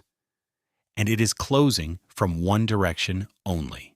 We now have hydrophone arrays, tags, machine learning systems chewing through years of recordings, and a serious, well-funded effort to do the one thing nobody has managed: to decode it. There is a project trying to translate this, not metaphorically. An actual funded multi-institution scientific effort, Project SETI, built around a single objective: record sperm whale communication at enormous scale off Dominica. Apply modern machine learning to it, and find out whether there is meaning in there. The scale of the recording effort is the part that matters. Hydrophone arrays moored in the water, tags on individual animals, aerial and underwater observation, running for years, generating a volume of coda data far beyond anything previously assembled. And the early results are the reason this is a real scientific question, rather than a fantasy. The finding from that work is the one mentioned earlier: hidden structure. When researchers analyzed large volumes of codas with modern methods, they found that variation previously dismissed as noise is systematic. Codas can be stretched or compressed in overall tempo. Extra clicks can be appended. The internal rhythm can be varied while the type remains recognizable. Those features can be combined. And when they are, the number of distinguishable signals is far larger than the few dozen coda types anyone was working with before. The word used for this was a phonetic alphabet, a set of features that combine to produce a much bigger space of possible signals. Now the necessary cold water, and it is important, because this finding has been reported almost everywhere, as though the translation had already happened. It hasn't. Nothing has been decoded. Not one coda has a confirmed meaning. What has been demonstrated is that the system has more internal structure than we thought. That is a real and significant result. It is also entirely a claim about form, not content. A system can be structured and still carry very little. Birdsong is highly structured. Structure establishes capacity, not use. And the obstacle to going further is the one we established at the start, and it has not moved. To decode a signal, you need to pair it with something observable. Every human decipherment worked that way. A known parallel. A context that constrained possibilities, something to anchor the symbols to. With sperm whales, the anchor is missing. They exchange their densest signals at the surface. The events those signals might concern happen a kilometer below in permanent darkness, where nothing can be watched. We can hear the conversation. We cannot see the world it is about. That is the wall. It is not a technology problem in any straightforward sense. It is a structural mismatch between where the talking happens and where the living happens. And while that work continues, something else is happening to the channel itself. Consider what this animal is. Its perceptual world is built entirely of sound. It abandoned smell. Its eyes are useless at working depth. Every piece of information it has about the world beyond a few meters, where the prey is, where its unit is, where its clan is, what is approaching, arrives as acoustic signal. Now fill that ocean with engines. Shipping noise has risen dramatically over the industrial era. Low-frequency sound from propellers and machinery propagates efficiently through seawater, and it has raised the background level across entire ocean basins. Add seismic airgun surveys, deliberate high-energy blasts, fired repeatedly for weeks, audible across thousands of kilometers. For a species that hunts and communicates by sound, that is not an annoyance. It is a degradation of the only sense that matters. Frame it correctly, and it is much worse than noise pollution. An animal that finds food by listening for faint echoes In a world where every dive is a countdown, is having its detection range compressed. An animal that maintains a social system across ocean basins through acoustic contact is having that contact interrupted. We are, functionally, dimming the lights in the only room they can see in, and they cannot simply speak louder. The system is already at the physical limit of what a biological transmitter can produce. Now the second loss, and it is the one that connects back to everything about culture. Whaling killed sperm whales in enormous numbers over more than 2 centuries. The population was reduced severely, and it has recovered slowly, if at all in some regions, because these animals reproduce at a glacial rate. But a population count does not measure what was actually taken. Knowledge in this species lives in old females. The dialect, the movement patterns, the foraging strategies, whatever else is being transmitted, it accumulates in animals that spend 60 or 70 years in the same unit and passes downward through continuous contact. Kill the old animals, and you do not just remove individuals, you remove the transmission. Modern whaling was particularly efficient at this. 20th century operations took enormous numbers, including the large mature animals. Whatever those individuals carried, the routes, the strategies, the accumulated response of a clan to its ocean, did not transfer. There is no way to measure what was lost. There is no fossil record of a dialect. There is no archive of a foraging strategy that stopped being passed on in 1962. We can count the bodies. We cannot count what was in them. So here is where this actually leaves us.